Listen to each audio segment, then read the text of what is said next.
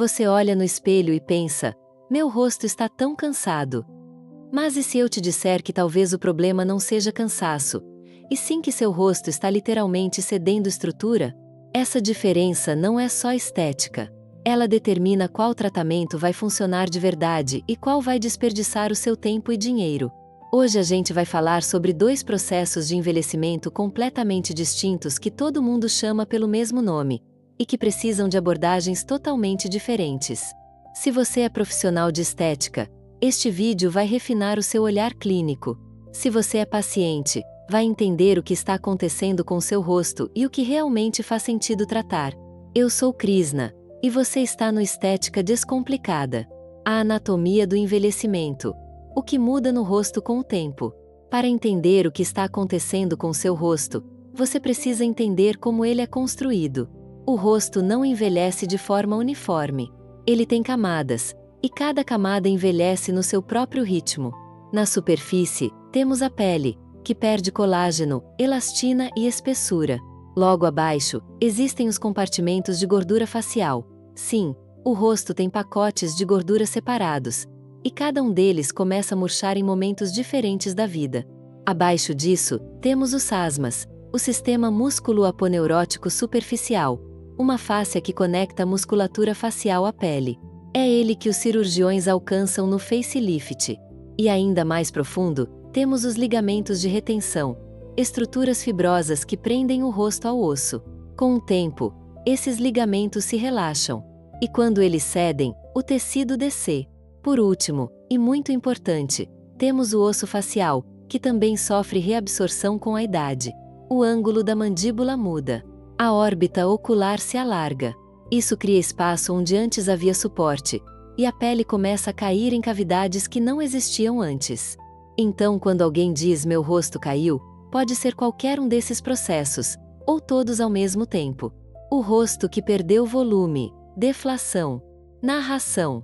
O primeiro tipo de envelhecimento é a perda de volume, também chamada de deflação facial. Imagine um balão que está murchando. A superfície não caiu, ela só ficou sem ar. A estrutura ainda está lá, mas o volume que a sustentava por dentro foi embora.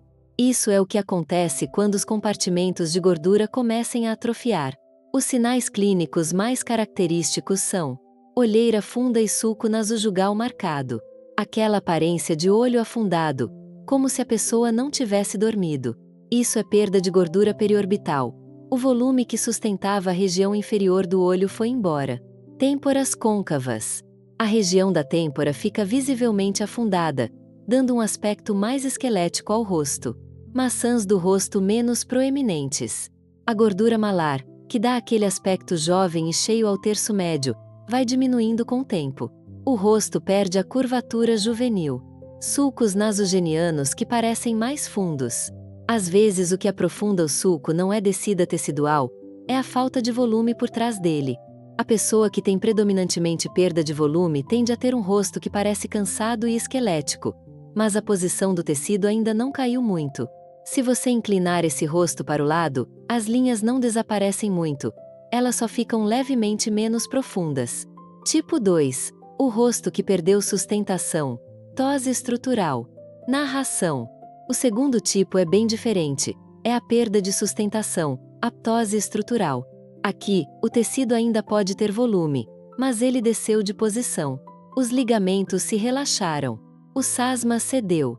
E o que era maçã do rosto agora está descendo em direção à mandíbula. Os sinais mais característicos. Jovos, aquele acúmulo de tecido que forma uma bolsinha na mandíbula, apagando a definição do contorno da face. É um dos sinais mais clássicos de perda de sustentação. Sulco nasogeniano profundado por descida do terço médio. Aqui o sulco não é por falta de volume, é porque a gordura malar desceu de lugar e está empilhando sobre o sulco. Linhas de marionete. Aquelas linhas que vão do canto da boca para baixo em direção ao queixo. São causadas pela descida do terço médio sobre os ligamentos mandibulares. Ptose das bochechas. A bochecha perde sua posição elevada e migra para baixo. O rosto ganha aquele aspecto quadrado, pesado na parte de baixo. O teste do espelho deitado. Se a pessoa deitar e olhar para o lado, você vai ver o tecido cair levemente em direção à orelha. Isso confirma que é ptose, e não apenas deflação. Com deflação, o rosto deitado melhora muito pouco. Como avaliar? O olhar clínico. Narração. Então, como você, seja profissional ou paciente, avalia o que está acontecendo. 3 passos práticos. 1. O teste do espelho em pé versus deitado. Em pé, olhe o contorno da mandíbula e a posição das maçãs.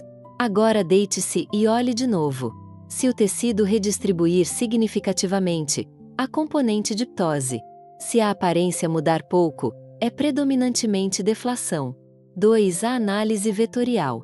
Olhando o rosto de frente, trace mentalmente uma linha da têmpora até o queixo. Em rostos jovens, a linha mais larga é no terço médio, maçã do rosto. Em rostos com ptose, a parte mais larga migra para baixo. O rosto fica com forma de quadrado ou pera invertida. 3. O pin test suave. Com os dedos, levante suavemente o tecido do terço médio em direção à orelha. Se o contorno da mandíbula melhorar e o rosto parecer rejuvenescer, a ptose que se beneficiaria de sustentação. Se a melhora for mínima, é deflação. A maioria dos rostos depois dos 40 anos tem combinação dos dois, mas costuma ter um componente predominante. Identificar qual é o principal é o que define o tratamento correto. Tratamentos. Cada problema tem sua solução. Narração. Agora a parte que todo mundo quer saber. O que trata o quê? Para deflação, perda de volume. O protocolo é reposição volumétrica. O ácido hialurônico de alta viscosidade e alta coesividade é o mais utilizado para restaurar volume em têmporas, região periorbital, malar e sulco nasogeniano. Ele substitui o volume perdido e restaura a curvatura jovem do rosto. Os bioestimuladores de colágeno, como Sculptra, ácido polielilático, Radiesse, hidroxiapatita de cálcio, e Elancé, policaprolactona, têm a vantagem de estimular a produção de colágeno próprio ao longo do tempo, além de preencher. São excelentes para melhora progressiva e natural. Para ptose estrutural, perda de sustentação. Aqui o foco é reposicionamento e sustentação. O IFU, ultrassom focado de alta intensidade, e os sistemas de ultrassom microfocado atuam em profundidade, chegando até os SASMAs, para contrair e estimular a remodelação das estruturas de sustentação. É um dos tratamentos não cirúrgicos mais efetivos para ptose moderada. A radiofrequência fracionada e a radiofrequência com microagulhas atuam na derme e promovem contração de fibras colágenas, com resultado de firmeza e sustentação.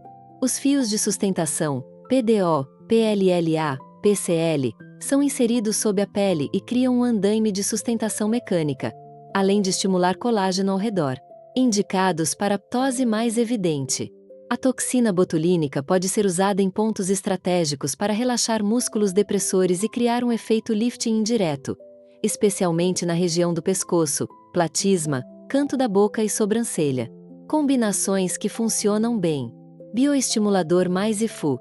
Trata volume e sustentação na mesma abordagem. Fios de PDO mais ácido hialurônico. Sustenta e repõe volume nas áreas defladas. Radiofrequência mais toxina botulínica. Firmeza mais relaxamento dos depressores. Narração.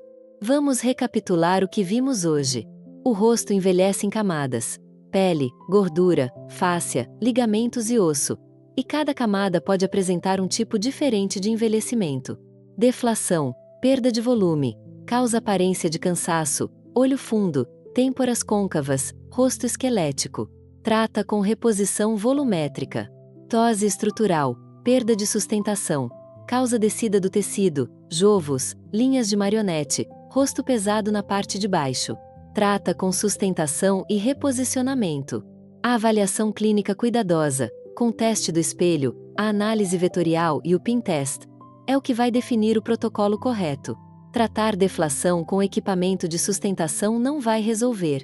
Tratar ptose apenas com volume pode piorar o aspecto pesado. Se você quer aprofundar ainda mais esse tipo de análise clínica, tem um e-book completo que detalha os mecanismos dos principais tratamentos estéticos, com linguagem técnica e acessível ao mesmo tempo. Dedo indicador apontando para baixo, o link está aqui na descrição. Aproveita, porque é o guia que eu queria ter tido no começo da minha jornada na estética. Obrigada por assistir até aqui, Isso me diz muito sobre o quanto você leva esse conhecimento a sério. Deixa o like, comenta o que você identificou no seu próprio rosto, e nos vemos no próximo vídeo.